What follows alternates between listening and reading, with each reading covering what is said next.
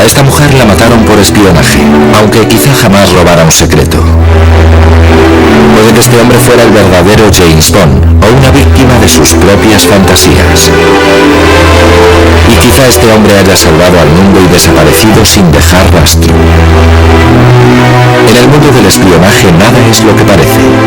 Entre las sombras, el humo y los espejos se puede descubrir al mayor espía de todos los tiempos. Una calle normal, pero para el espía nada es lo que parece. Los hechos corrientes pueden tener significados ocultos. Un parasol bajado en un coche aparcado, un descuido o una señal. La información está lista. Colisión accidental o maña de espía. ¿La transmisión de un mensaje secreto? Empleados de la compañía telefónica reparan las líneas o las pinchan. Y detrás de estos visillos, una familia normal o un piso franco donde se oculta un exagente doble. El juego del espionaje esconde lo extraordinario detrás de lo corriente. Los participantes manejan trampas y engaños, seducción y traición. El espía debe tener tanto las cualidades de un policía como las de un reclutador, y además capacidad de convicción para poner al oponente de su parte. En el mundo del espionaje, la verdad y la fantasía se confunden. Los hombres y mujeres que interpretan el juego mortal del engaño viven dobles vidas, caminando por la precaria línea que separa la realidad y la ilusión. ¿Quiénes son los auténticos espías? ¿Héroes desconocidos o personajes cuyas hazañas se convierten en leyenda? El mal que ha hecho esta mujer es increíble. Quizás sea la mayor espía del siglo. El veredicto del proceso por espionaje contra Margaret Sell, más conocida por Mata Hari. Así nació una leyenda. ¿Pero realmente fue una gran espía?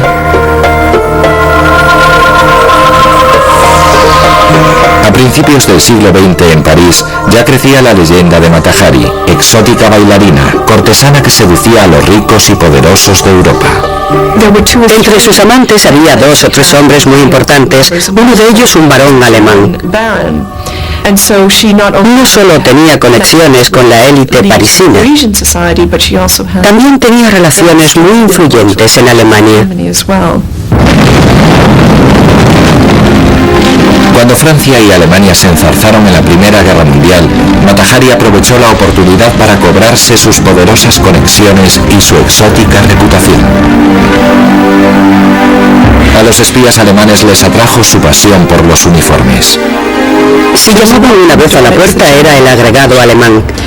Entraba y decía, sabemos que vuelve a París. Si llegara a su conocimiento información que pudiera sernos útil, cubriríamos holgadamente sus gastos. Aquí tiene 20.000 francos. Mientras el gran espía francés Georges Ladoux le ofrecía 1 millón de francos por seducir al heredero del trono alemán. Georges Ladoux opinaba que Mata Hari tenía una habilidad, la seducción. Y según él, en eso consistía realmente el espionaje. Pero Mata Hari, la supuesta agente doble, era una pésima espía. Ingenua e indiscreta, fue por toda Europa metiendo la pata y llamando la atención, hasta que los alemanes decidieron que solo servía de señuelo para apartar la atención de agentes más valiosos. Así que en Madrid, un diplomático alemán, Arnold von Kahl, se dejó seducir por ella y luego la echó a los lobos. Nunca hizo nada para ganarse sus 20.000 francos y en realidad era un peligro porque era como una bala perdida. Así que lo que hizo von Kahl fue enviar un telegrama de Madrid a Berlín en un código que sabía que los franceses ya habían descifrado. Estos lo interceptaron y lo descifraron y así tuvieron información suficiente para detener a Mata Hari. En julio de 1917, Mata Hari fue acusada de espionaje en París. No había pruebas de que hubiera llegado a pasar información valiosa. El fiscal diría después, no había pruebas suficientes ni para matar una mosca. La tragedia de Mata Hari es que al final la ejecutaron no por lo que hizo, sino por su mundo de fantasía. Si en plena guerra te paseas por los dos bandos, como lo hizo Mata Hari, contando que eres espía, la gente se pone nerviosa y puede acabar creyéndote. Eso hicieron los franceses y acabaron fusilándola en el castillo de Vincennes. Mata Hari se convirtió en leyenda por intentar combinar los dos oficios más antiguos del mundo, prostitución y espionaje, y fracasó. Los espías realmente grandes deben ser mucho más sutiles. Este hombre es uno de los raros supervivientes del doble juego. Oleg Gordievsky fue agente del KGB, pero también espió para Occidente. Simplemente tenía ocasión de echarme al bolsillo documentos de alto secreto del KGB, sacarlos de sus oficinas, acudir a una reunión clandestina en otro piso alquilado y sacar fotocopias inmediatamente. Luego me tocaba devolver los papeles a su sitio. Cada vez pasaba unos nervios de espanto, porque si alguien me pillaba con estos papeles en el bolsillo, sería hombre muerto. Oleg Gordievsky es hombre de muchos disfraces. Aún hoy no puede volver a Rusia. Sigue sentenciado a muerte. Gordievsky nos adentrará en el mundo del verdadero espionaje, en un juego mortal a veces más extraño que la ficción y donde desde tiempos inmemoriales se han jugado las apuestas más altas.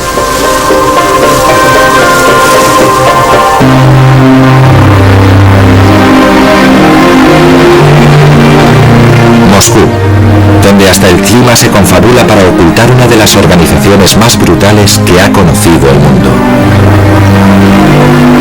Esta es la sección extranjera del KGB, los servicios secretos de la antigua Unión Soviética. El KGB era una organización de una crueldad inhumana.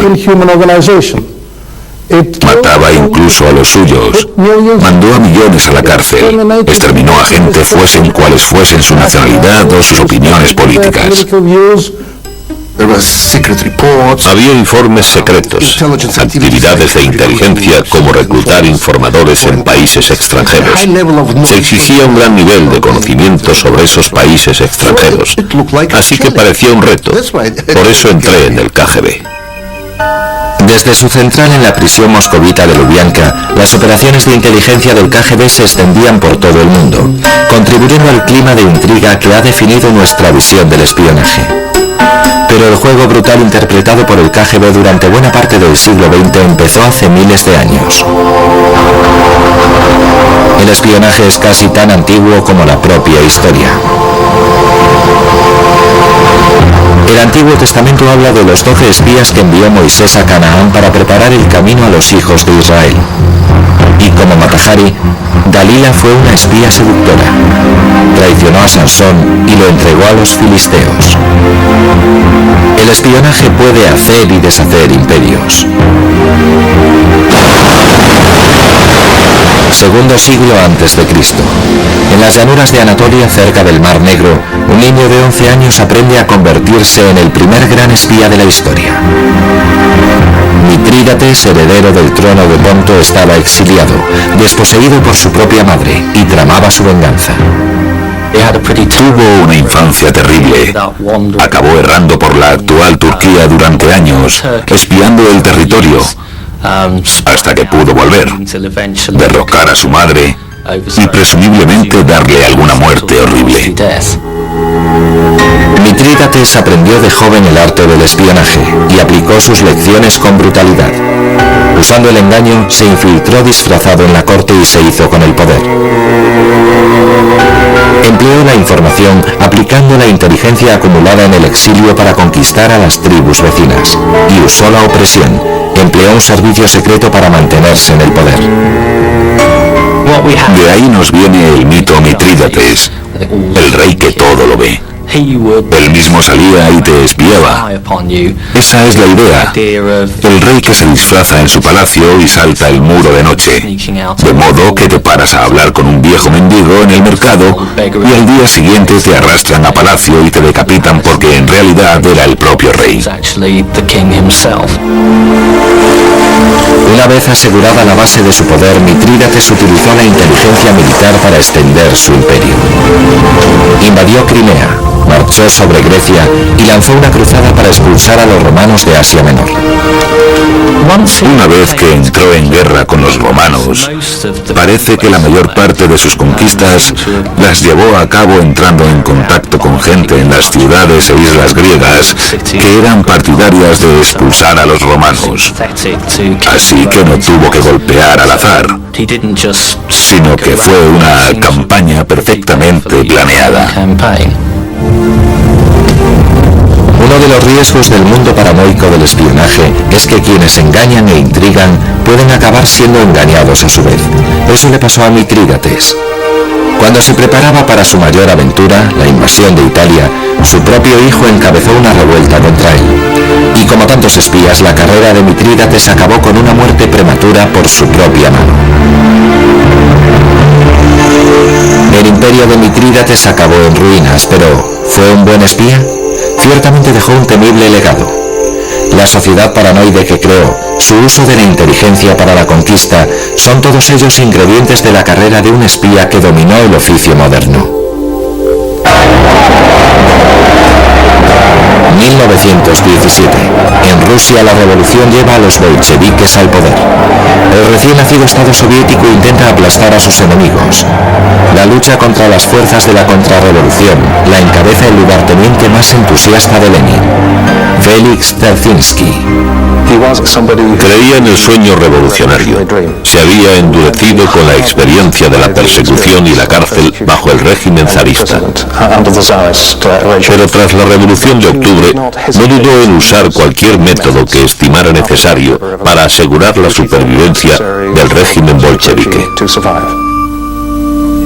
Desde su cuartel general en la prisión moscovita de Lubyanka, Félix de Hierro, como se le dio en llamar, fue el cerebro del estilo inflexible con que el KGB trató a sus enemigos políticos, tanto en casa como en el extranjero. A principios de los años 50, una organización italiana de derechas editó un libro sobre los campos de concentración y los trabajos forzosos en la Unión Soviética.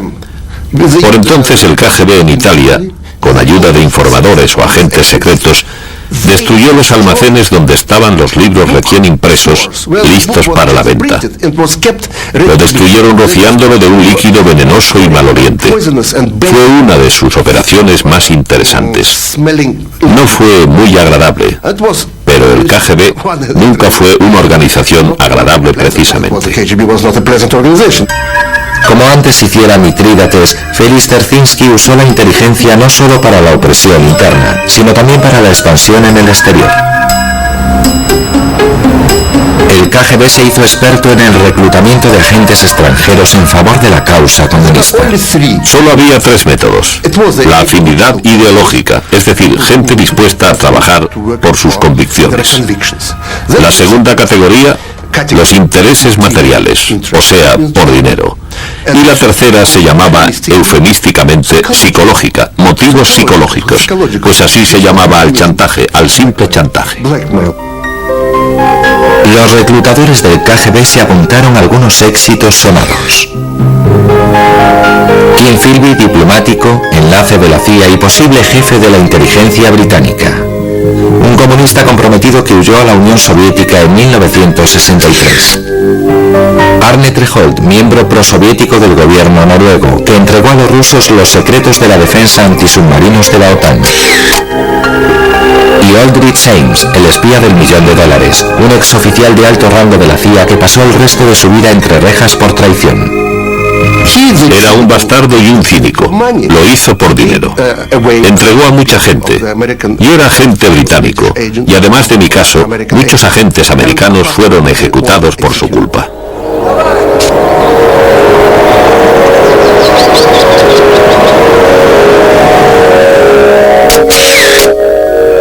Entre los traicionados por Aldrich James, había un científico soviético que entregaba a Occidente secretos sobre misiles. Fue detenido y ejecutado por el KGB.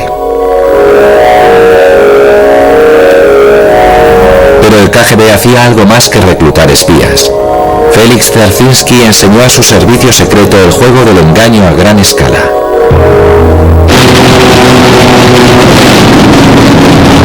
Cuando la Segunda Guerra Mundial estaba a punto de acabar, los aliados occidentales volvieron la vista hacia una nueva amenaza. La Unión Soviética pretendía extender el comunismo en Europa. Las agencias de espionaje occidentales necesitaban desesperadamente agentes para infiltrarlos en el Kremlin y descubrir los planes de Stalin. Se dirigieron a los estados bálticos, Letonia, Lituania y Estonia, donde los independentistas buscaban apoyo para luchar contra la toma de control por Moscú. Teníamos que luchar a cualquier precio para recuperar nuestra libertad. Ese era el objetivo principal. Los servicios secretos británicos, el MI6, llevaron a Londres a muchos separatistas bálticos y los entrenaron como agentes. Luego los devolvieron a la Unión Soviética para que lucharan por su causa y de paso consiguieran información para Occidente. Pero sin que los ingleses sospecharan nada, sus agentes estaban a punto de caer en una trampa. Un gran juego de engaño que supera a las más fantasiosas novelas de espionaje. El KGB se había enterado de los planes ingleses y desde su central en Riga, capital de Lituania, tejieron una compleja operación para descubrir a los espías enemigos y confundir al MI6. Una de las máximas del espionaje es que nada ni nadie es lo que aparenta. Y desde luego los contactos que los británicos encontraron y entrenaron en la costa báltica, en los que depositó su confianza el MI6, tampoco eran lo que parecían. Yo era un hombre del KGB. Mi trabajo consistía en convencer a los agentes británicos de que era un nacionalista y uno de los dirigentes de una organización nacionalista en Riga. Y lo conseguí. El KGB controlaba las radios empleadas por los agentes británicos. Los movimientos de resistencia con los que aunaron fuerzas eran frentes del KGB. En cuanto a la información que los agentes enviaban a Inglaterra, también la manipulaban a fondo oficiales del KGB disfrazados de independentistas. Cuando vivíamos en el bosque, estábamos en contacto diario con el KGB, mediante escondites. Cada día pasábamos por el buzón para enviar a Moscú un informe sobre nuestras actividades y transmitir los mensajes recibidos de Londres. A través de esos mismos escondites también recibíamos la información que teníamos que enviar al MI6. Así era como desinformábamos al gobierno británico. Teníamos allí un buzón. Después de utilizarlo era fácil de camuflar.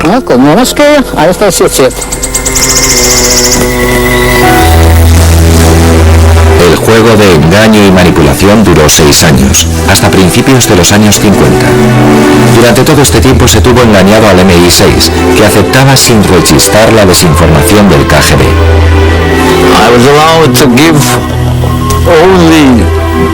Solo me permitían dar datos de baja calidad. Pura basura, no se imaginan. La operación del Báltico habría pasado inadvertida si el KGB no hubiera cargado las tintas. Entre la información basura, envió a Londres una muestra de agua, supuestamente de un río próximo a una central nuclear soviética. Era tan radioactiva que los británicos sospecharon. El MI6 cerró la operación dejando que sus agentes fueran atrapados, asesinados o encarcelados. Estuve engañado desde el principio. Caí en la red de la inteligencia soviética. ¿Para qué correr tantos riesgos? Todos esos sufrimientos, esas vidas rotas, ¿de qué sirvió? El golpe del Báltico, el juego mortal de engaño del KGB, fue producto del genio de Félix Dzerzhinsky.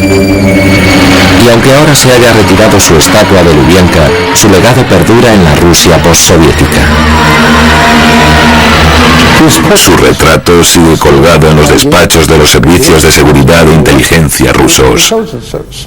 Y en las escuelas especiales se siguen enseñando sus hazañas. ¿Fue Félix Dzerzhinsky el mayor espía del siglo XX? ¿O corresponde ese honor a una figura del otro bando, aún más escurridiza?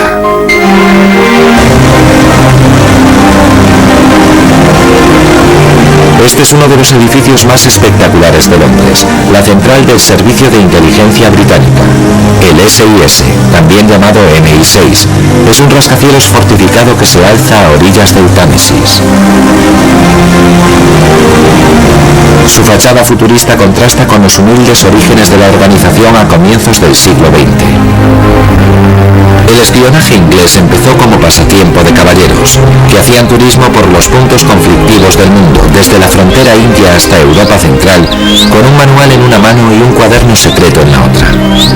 Durante las vacaciones de verano, civiles patriotas, oficiales del ejército e incluso Boy Scouts, entre ellos su líder, Sir Robert Baden-Powell, iban al continente y disfrutaban buscando información útil por ahí y entregándola al Ministerio de la Guerra o al Almirantazgo a su regreso. En aquella época había más espías en las novelas populares que en la realidad. Y los pocos espías de verdad vivían vidas románticas espectaculares. El que más, Sidney Reilly, el as de los espías, que inspiró el personaje de James Bond. Sidney Reilly fue uno de los embaucadores de más éxito y uno de los espías más dotados del siglo. Cuando empezó a trabajar para la inteligencia británica no tenía un duro. Por su primera misión probablemente le pagaron su sueldo, pero eso fue todo. A su regreso tropezó con un pastor religioso casado con una mujer joven. Estaba claro que el pastor tenía algún dinerillo y Reilly cortejó a la mujer a su regreso a Londres. Y al poco lo mató, quizá con veneno, y se casó con la viuda.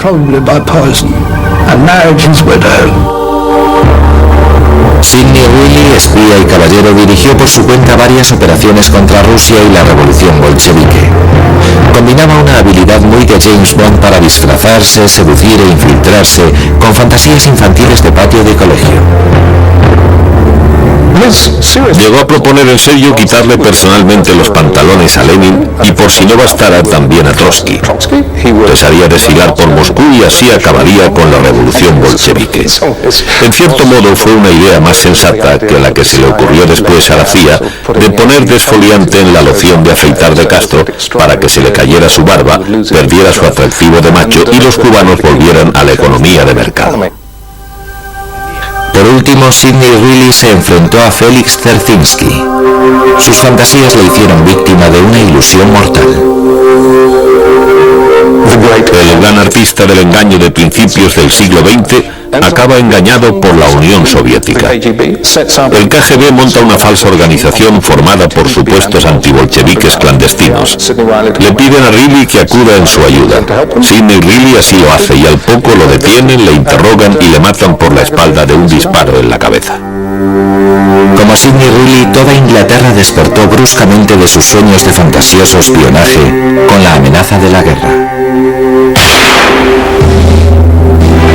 Cuando a principios de siglo Alemania acumulaba su poder militar, una fiebre del espionaje recorrió Gran Bretaña. La gente creía ver por todas partes agentes alemanes disfrazados de camareros, peluqueros y turistas. La histeria colectiva fue tal que el gobierno británico tuvo que crear el primer servicio secreto profesional del mundo, el MI6. Su primer jefe fue un espía caballero, oficial de la Armada, piloto y aficionado a conducir coches de carreras, Sir Mansfield Cumming, alias C. Era maravillosamente británico. No podía ser de ningún otro país. Era brillante y muy excéntrico. Le encantaba toda la parafernalia del espionaje. Le gustaban las cintas secretas. Tenía un laboratorio donde probaba todas estas cintas y demás. En 1909 los primeros reclutas estrenan la Escuela de Espionaje de Whitehall Court, en el corazón de Londres. Contra todas las normas, uno de ellos lleva un diario. Eso nos permite reconstruir la formación de un agente británico. La vida de un espía, les enseñó C, podía ser muy atractiva. Os animamos a ligar con las agentes enemigas y usarlas de tapadera para obtener información. Pero si la seducción y el engaño fallaban, las consecuencias podrían ser mortales. El primer deber de vuestros captores es sacaros el máximo de información por cualquier medio. Esta lección es muy solemne. Hay que ser lógico sobre la propia muerte y pensar en ella a fondo. Hay hombres valientes que jamás se clavarían un cuchillo, pero no dudarían en pegarse un tiro. Otros no soportarían la visión de una aguja, pero no les costaría trabajo tragar una pastilla.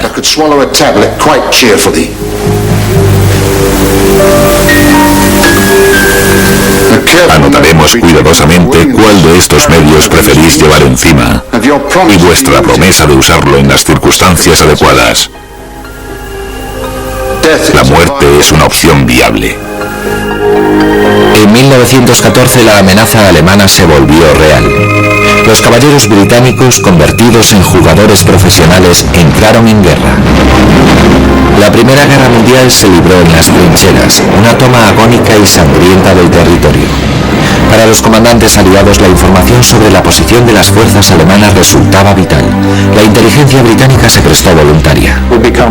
Mejoramos en la decodificación, los interrogatorios a prisioneros de guerra y también lo que se daría en llamar inteligencia de imágenes, las que obtienes sobrevolando a las fuerzas enemigas, aunque por entonces no podíamos adentrarnos mucho tras sus líneas. Y a la larga, hacia el final de la guerra, también teníamos una red de espionaje que cubría toda la zona ocupada del norte de Francia y Bélgica. La Dame Blanche, la Dama Blanca.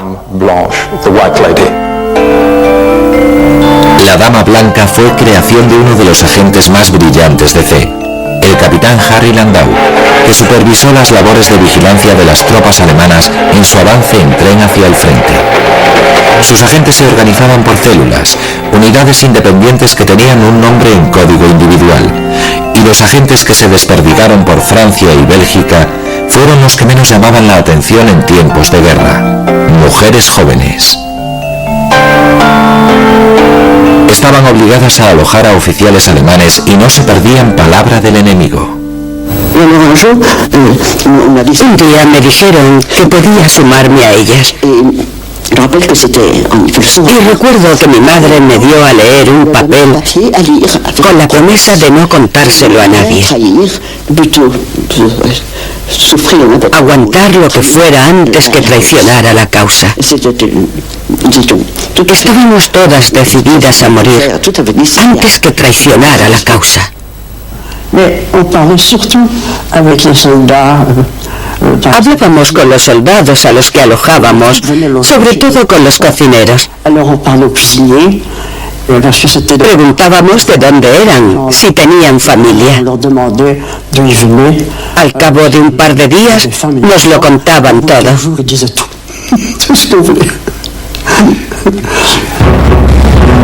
Las mujeres de la Dama Blanca son heroínas del espionaje poco reconocidas y, a diferencia de Mata Hari, ayudaron de verdad a ganar la guerra. Llevábamos un mapa secreto con la disposición de las fuerzas alemanas.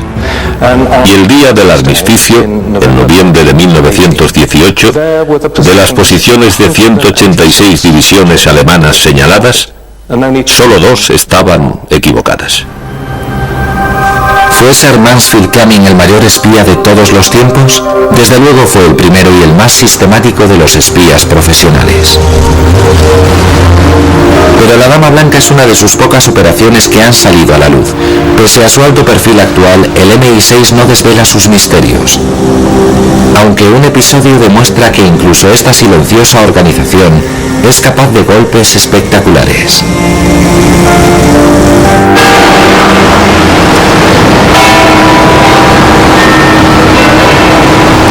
La historia empieza en 1974 en Dinamarca.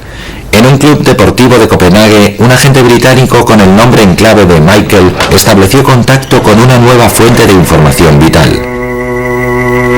El oficial del KGB, Oleg Gordievsky, había tomado una decisión que podía costarle la vida: traicionar a la Unión Soviética.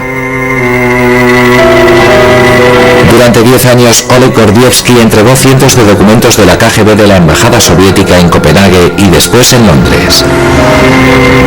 A la hora de comer se reunía con su contacto británico y después de cada encuentro se jugaba la vida. Yo pensaba, mientras estoy aquí, a salvo, comiendo en un piso franco de los servicios británicos, con estos documentos prestados, el hombre del puesto que tiene la responsabilidad de controlar toda la documentación reservada del puesto de la KGB puede hacer un registro. Era un oficial joven y tenía autoridad para hacer un registro en todos los despachos de los funcionarios, incluidas sus mesas y sus cajas fuertes. Y se habría dado cuenta de que en ese momento faltaban 12 documentos. Entonces no tendría más que esperar a que alguien regresara con ellos y volviera a dejarlos en la caja fuerte. Así que eso es lo que me esperaba cada vez, sí. ¿Dormía usted por las noches? Muy mal, sigo usando somníferos. En 1985 la pesadilla de Oleg Gordievsky se hizo realidad. De pronto le ordenaron que regresara a Moscú. Un espía soviético infiltrado en la CIA, Aldrich James, había contado a sus jefes del KGB que había un agente doble. Gordievsky era el primer sospechoso. En el caso del señor Gordievsky, sabía que el SIS tenía una buena fuente, especialmente buena, así que até cabos, y eso nos permitió identificar quién era. De día, a Oleg Gordievsky le drogaban e interrogaban en la central del KGB. De noche esperaba en casa bajo vigilancia a que los británicos montaran una gran operación de rescate por la frontera con Finlandia. Durante esa época, esos días de mi huida, no podía creérmelo. Me estaba sucediendo y aún así me parecía vivir una película. Tenía que ir a una esquina del centro de Moscú y esperar allí 5 minutos bajo una farola, con una bolsa de plástico en la mano, y unos días después, en un punto concreto de la carretera entre Leningrado, ahora San Petersburgo, y la frontera finesa, me recogerían 2 coches británicos a las 2 en punto. Así que el viernes burlé la vigilancia y tomé un tren a Leningrado. A la mañana siguiente, con gran alivio, encontré el sitio, porque no lo había visto en mi vida, y maté el tiempo hasta las 2 en punto de la tarde. Los 2 coches ingleses llegaron con solo 20 minutos de retraso. Salté a uno de ellos y me escondí. El coche se detuvo 5 veces y cada vez pasé pánico. Pero por fin salimos del territorio soviético y el colega británico se puso a cantar Finlandia de Sibelius para mí y enseguida me di cuenta de qué significaba. Oleg Gordievsky es uno de los pocos supervivientes del doble juego de la muerte entre el este y occidente. Pero su derecho a la fama no obedece solo a su osadía, sino también a la importancia de su contribución.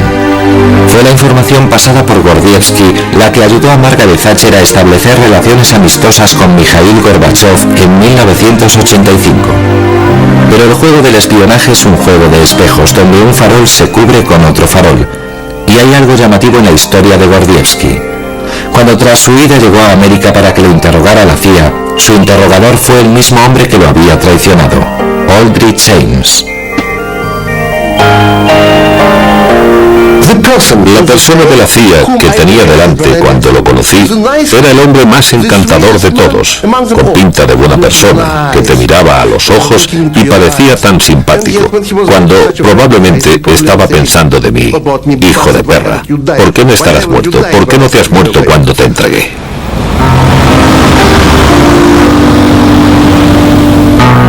Springfield, Massachusetts. en un edificio de oficinas del centro, Robert Meeropol trabaja en su fundación privada en favor de la educación infantil. La tranquilidad de su actividad diaria contrasta con el lugar que ocupa Robert en la historia de América. Junto con mi hermano, me corresponde el dudoso honor de ser el único hombre de la historia de América cuyos padres han sido ejecutados por el gobierno. Sus padres eran Julius y Ethel Rosenberg, los comunistas de Nueva York que supuestamente robaron el secreto de la bomba atómica.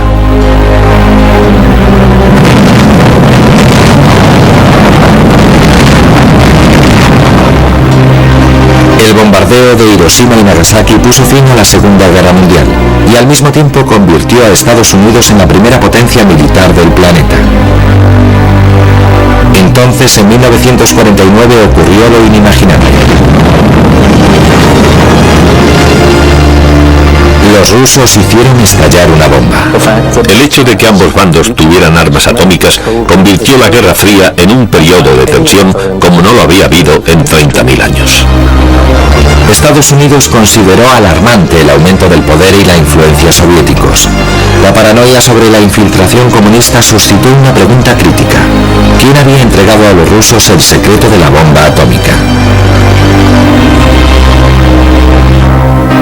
Las investigaciones se centraron en Nuevo México y los laboratorios secretos de Los Álamos, donde se diseñara la bomba. Pero el primer progreso procedió del otro lado del Atlántico. El MI5 descubrió los primeros indicios de una red de espionaje al detener a un espía comunista y antiguo científico del Proyecto Manhattan, Klaus Fuchs. Fue reclutado nuevamente por la inteligencia soviética en Nueva York. Le dijeron que fuera a un punto del East Side de Nueva York llevando una pelota de tenis en la mano y que buscara a alguien, un correo soviético, que llevaría un par de guantes puestos y otro en la mano. Así fue como estableció contacto. Harry Gold confesó ser un correo y condujo al FBI hasta David Greenglass, que había trabajado en Los Álamos, y Ruth, su mujer. Los Greenglass a su vez condujeron al FBI a la hermana y cuñado de él, Ethel y Julius Rosenberg. El caso del gobierno contra mis padres fue sencillo. Acusaron a mi padre de haber reclutado a David Greenglass para que robara el secreto de la bomba atómica y se lo entregara a un espía llamado Harry Gold. Tanto Gold como Greenglass testificaron que se conocieron en Albuquerque, Nuevo México, en junio de 1945, y que a cambio de $500, David Greenglass entregó a Harry Gold los bocetos que constituían el secreto de la bomba atómica. El juicio celebrado en 1951 fue denunciado como caza de brujas, y dentro del tribunal el jurado escuchó testimonios de que Julius y Ethel Rosenberg habían sido los cabecillas de una conspiración. No había pruebas físicas contra mis padres, solo testimonios orales. Unos testigos decían que se habían mantenido ciertas conversaciones. Ethel y Julius Rosenberg ordenaron a David y Ruth Greenglass que fueran a Los Álamos y robaran el secreto de la bomba atómica. Y había otros testigos, mis padres, que dijeron sí, hablamos con David y Ruth Greenglass. A fin de cuentas, Ethel Rosenberg y David Greenglass son hermanos. Claro que se vieron, hablaban a menudo, pero no hablaban del secreto de la bomba atómica. Así que, ¿a quién iba a creer el jurado? En abril de 1951, el Tribunal Federal del juez Kaufman declaró culpable a la pareja y la sentenció a morir en la silla eléctrica por delito de traición. En realidad fueron condenados por un cargo menor, conspiración. Julius era el cerebro y Ethel mecanografiaba las actas de las reuniones. Murieron en 1953 en la cárcel de Sing Sing, pero en este caso sigue habiendo un misterio.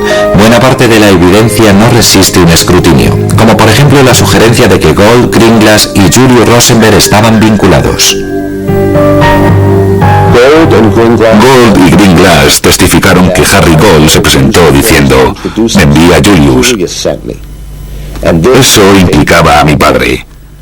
Pero tenemos un documento del FBI, actas de una reunión entre los dos organizada para limar discrepancias de sus versiones, y según ese documento, Greenglass dice, puede que fuera Julius, y Gold dice, no lo sé, tal vez. Así que se sentaron allí con el FBI para intentar montar toda la historia, y tenemos un documento que lo demuestra. Y luego están los bocetos, el llamado secreto de la bomba atómica. El gobierno tenía una lista de testigos que incluía a los mejores científicos, gente como Robert Oppenheimer, pero nunca los llamaron a declarar. Ningún científico testificó jamás que mis padres habían robado algún dato valioso. Cuando se publicaron esos bocetos y se los enseñaron a científicos atómicos, se echaron a reír y dijeron que no valían para nada. La polémica sobre los Rosenberg lleva durando 40 años. Hace poco la inteligencia americana divulgó información sorprendente en un intento de zanjar el asunto. Los mensajes de Venona son mensajes soviéticos en clave descifrados, algo demasiado secreto en tiempos del proceso que parecen confirmar algo que en el tribunal solo se pudo sugerir. En ellos aparece a menudo el alias de Julius Rosenberg, liberal. En el mensaje cifrado también aparece el nombre de Ethel Rosenberg, pero también se la identifica sin código, así que la culpabilidad de los Rosenberg está clarísima, aunque eso no quita que fuera un atropello enviarlos a la silla eléctrica. Pero los mensajes de Venona tienen muchas lagunas. Pese a haber sido revisados varias veces, probablemente no sean prueba suficiente. Si los aceptas tal cual, te das cuenta de que dicen dos cosas: que Julius Rosenberg estaba implicado en el espionaje no atómico y que Ethel Rosenberg no era una espía. Lo puedes adornar como quieras, pero si tienes un documento americano que dice que Ethel Rosenberg no hizo nada y has ejecutado a esa persona, no queda nada bien. En el caso de Julius y Ethel Rosenberg hay una última ironía. Procede de Cambridge, Inglaterra, donde hace poco un científico de los Álamos jubilado, Theodore Hall, ha sugerido que él también fue espía atómico soviético. En una declaración muy interesante, dijo que llegó a hablar con sus jefes del KGB de confesar para salvar las vidas de Julius y Ethel Rosenberg, pero ellos dijeron no. La importancia de los Rosenberg quizás se deba al misterio que les rodea. ¿De verdad tuvieron entre manos el mayor secreto del siglo XX? ¿Y de verdad murieron por él?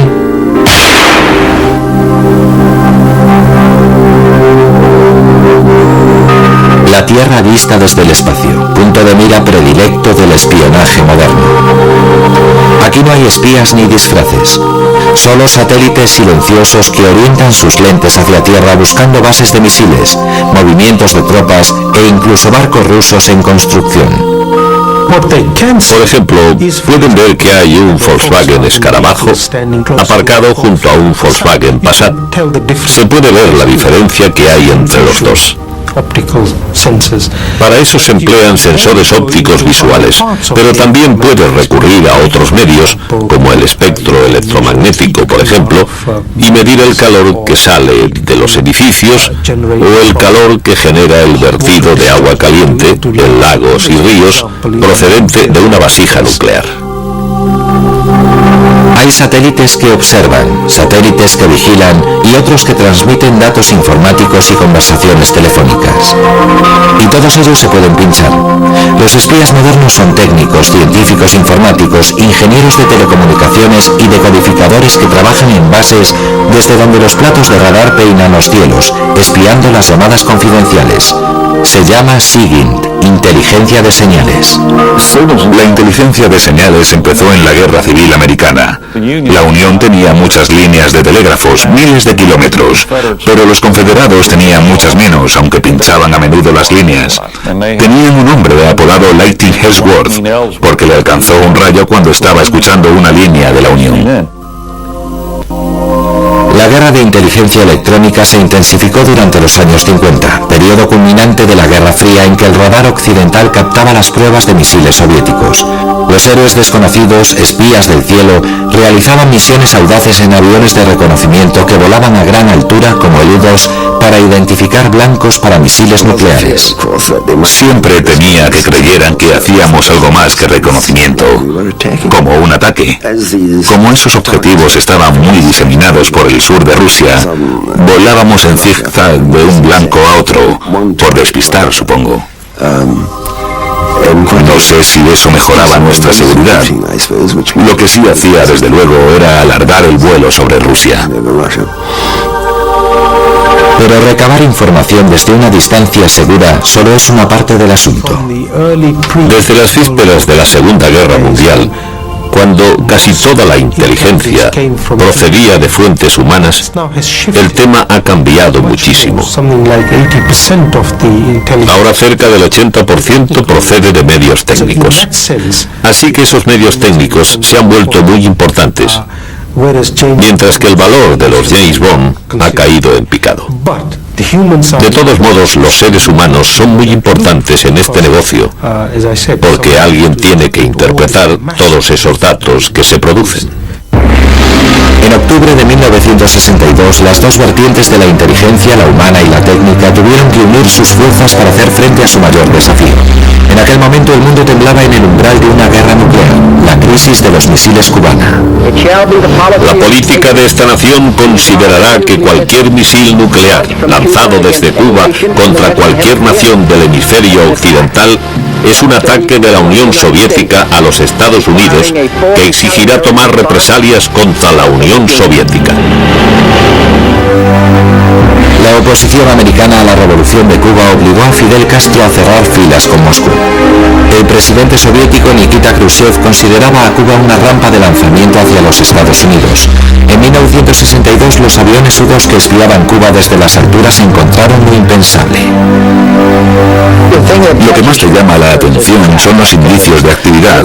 Cuando observas la selva desde 2.500 metros de altura, si en un sitio ha habido movimientos de excavadoras, deja una señal muy visible en el suelo. Los misiles estaban cargados en lanzaderas de transporte y tapados con lonas. Mientras el mundo contenía el aliento, las dos superpotencias iniciaron frenéticas negociaciones. Los rusos negaron que estuvieran instalando misiles, pero no pudieron refutar las pruebas de los aviones espía americanos que habían detectado los barcos de transporte atravesando el Atlántico. La crisis terminó con un acuerdo secreto y Khrushchev se echó atrás y retiró sus misiles. Kennedy había jugado al póker con los soviéticos y ganó, porque además de fotos se guardaba en la manga información de dentro. La información vital procedía del interior de la Central de Inteligencia Militar Soviética, el GRU. Información sobre la capacidad técnica y la disposición de Moscú a usar misiles nucleares. La fuente era un coronel del GRU descontento, Oleg Penkovsky. Quería atención, reconocimiento, ser el mayor espía de todos los tiempos.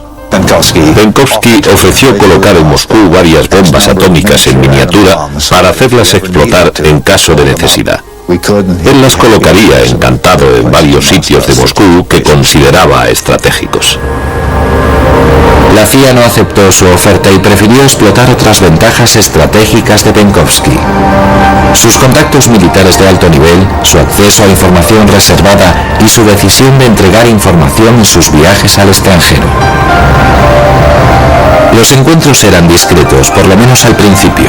En un tranquilo hotel londinense cerca de Marble Arch, en 1961, Oleg Penkovsky se reunió con sus enlaces conjuntos del MI6 y la CIA y empezó una serie de entregas que sumarían más de 5.000 documentos y fotos confidenciales. Nos abría una ventana a la planificación militar soviética, la filosofía de la modernización de las Fuerzas Armadas soviéticas. Nos dio una pista sobre la dirección que tomarían durante los 20 o 30 años siguientes.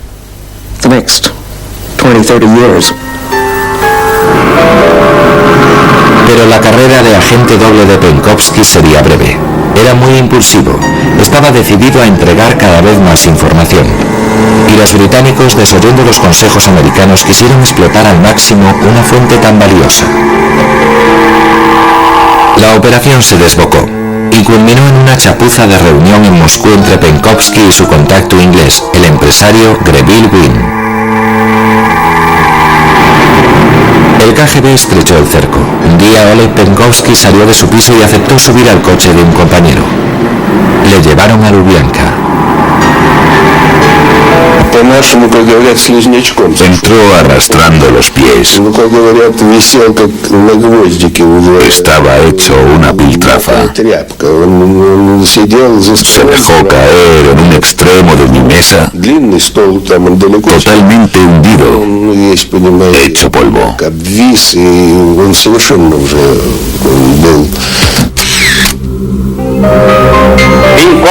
Олег Владимирович. Стоп. Стоит Змеил Владимир. Wynne y Penkovsky fueron juzgados juntos en mayo de 1963. Wynne fue condenado a 8 años, pero luego fue devuelto a Inglaterra en un canje de espías. Oleg Penkovsky no tuvo tanta suerte. El 16 de mayo de 1963, a las 4:30 de la tarde, Penkovsky fue ejecutado. El gran juego ha producido muchos héroes y villanos. Eso depende del punto de vista de cada uno. Pero ¿quién fue el más grande? ¿Felix Dzerzhinsky, maestro de la intriga brutal? ¿O su oponente occidental Sir Mansfield Cumming? ¿Las discretas mujeres de la Dama Blanca? ¿Oleg Gordievsky, asiduo de los titulares? ¿O el excéntrico Sidney Reilly? ¿O el amargado Oleg Penkovsky? ¿O ninguno de ellos? En todas las agencias de inteligencia del mundo, una de las cosas que dicen a quien se quiere apuntar es: tienes que aceptar que por mucho éxito que tengas, nadie lo sabrá mientras vivas. El juego del espionaje consiste en engañar.